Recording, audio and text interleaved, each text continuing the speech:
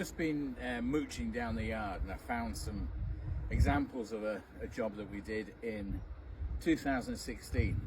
So this was an archaeological job. So it was the Mithras Temple in London, which is a 1st, 2nd century AD Roman temple. It's currently under the Bloomberg building.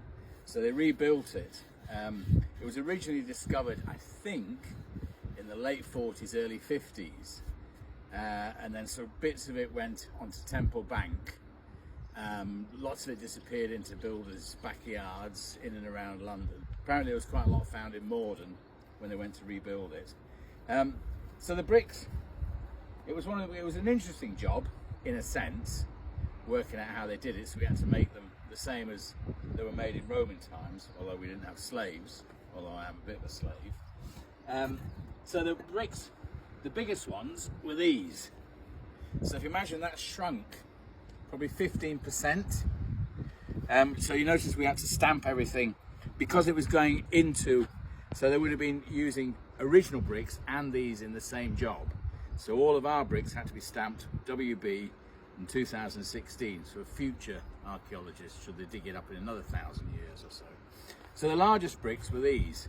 And I suspect the Romans produced all the bricks like this, because although we made 3 different sizes, that's 1/3 of the big one, and that's 1/2 of the big one. So I suspect they were all made in that size and then just cut down to size. There was no health and safety, they were made by slaves. So the fact that that weighed best part of, I'm trying to think, but I think it was at least 30 kilos, so 60 odd pounds of clay to produce that, and it was cast directly onto the floor.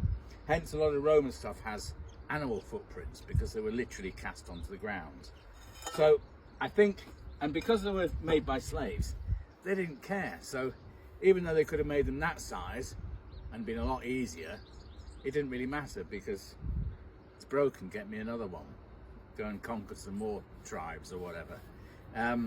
So yeah, so it was a nice job.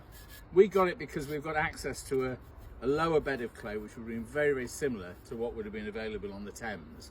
So a very silty clay. So this was our bottom bed of clay, just dug as dug as it were. So it's fairly clean. It's just very, very coarse. So yeah, that was quite an interesting job. I've yet to go and actually see it though, but hopefully one day.